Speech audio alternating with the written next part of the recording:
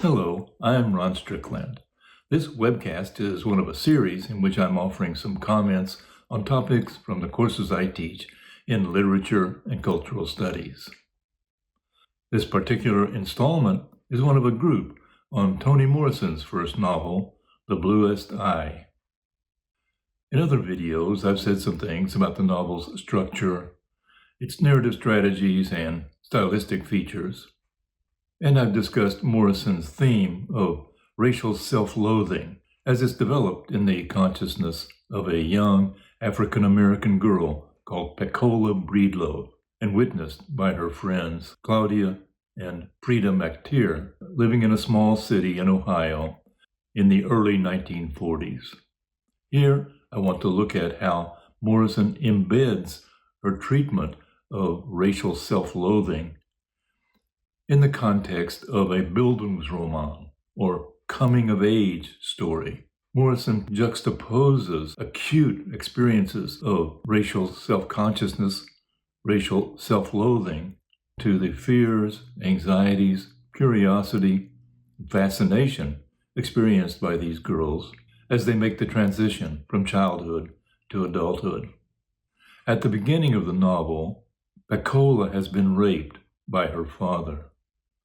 Her father has subsequently set their house on fire, making the family homeless, and Pecola is separated from her family. She's staying in the McTeer family's household. The three become friends. Claudia and Frida sympathize with Pecola, and they recognize her insecurity.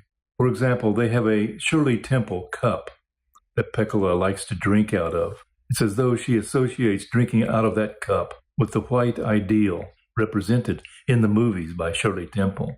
She likes it so much that she drinks too much milk, angering Claudia's and Frida's mother.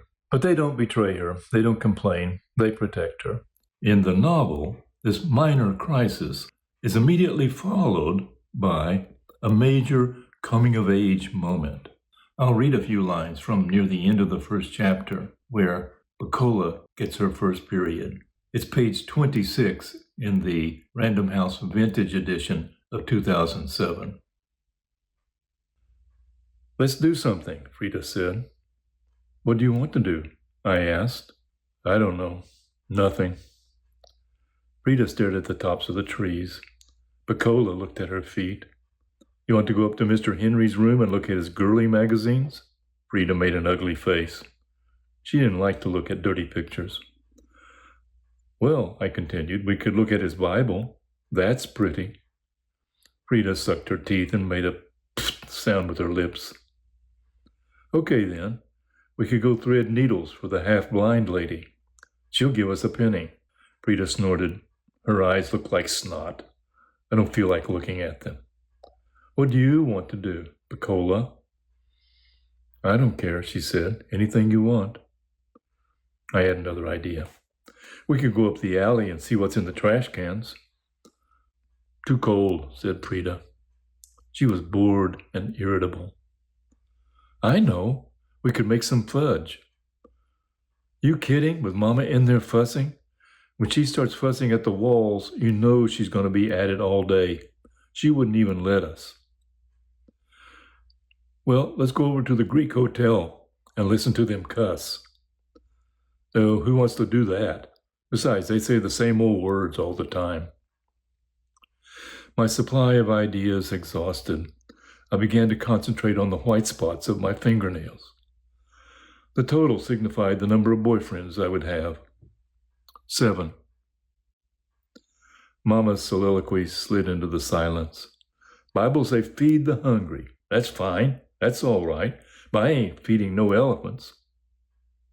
Anybody need 3 quarts of milk to live need to get out of here. They in the wrong place. What is this? Some kind of dairy farm?" Suddenly, Pecola bolted straight up, her eyes wide with terror. A whinnying sound came from her mouth. "What's the matter with you?" Rita stood up too. Then we both looked where Pecola was staring. Blood was running down her legs. Some drops were on the steps. I leaped up. "Hey, you cut yourself? Look, it's all over your dress." A brownish red stain discolored the back of her dress. She kept whinnying, standing with her legs far apart. Frida said, "Oh, Lordy, I know what that is." "What?" Pecola's fingers went to her mouth. "That's menstruating." "What's that?" "You know." "Am I going to die?" she asked. "No, you won't die. It just means you can have a baby." "What?" This scene is rendered as a charming glimpse into the preoccupations and concerns of these young girls and their limited understanding of what's going on.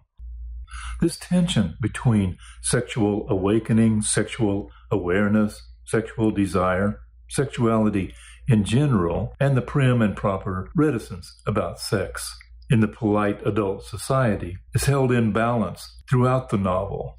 Sex for these young girls is mysterious, and insofar as it is associated with adulthood, sex has an irresistible attraction, but it is also represented to them as dangerous. I'll relate one sequence that demonstrates this well. The McTeers take on a boarder, Mr. Henry Washington. He lives with them for a while. Eventually, though, he molests Claudia's older sister, Frida. He touches her breasts that are just beginning to develop. The children tell their mother. Their father chases Mr. Washington out of the house, and Claudia and Frida overhear one of the older neighbor women saying they should take her to the hospital to see for sure if she isn't ruined. Claudia and Frida have heard the term ruined in association with 3 prostitutes who live above the storefront apartment where Pecola and her family now live. These 3 prostitutes are Miss Marie, China, and Poland. Miss Marie is fat, and Claudia and Frida assume that being ruined means that Frida is now going to be fat. And yet, they reason, another prostitute called China is very skinny, and yet she is also ruined. Why is she not fat? They have heard that China drinks a lot of whiskey, and they conclude that China must be skinny, unlike Miss Marie, because she drinks whiskey.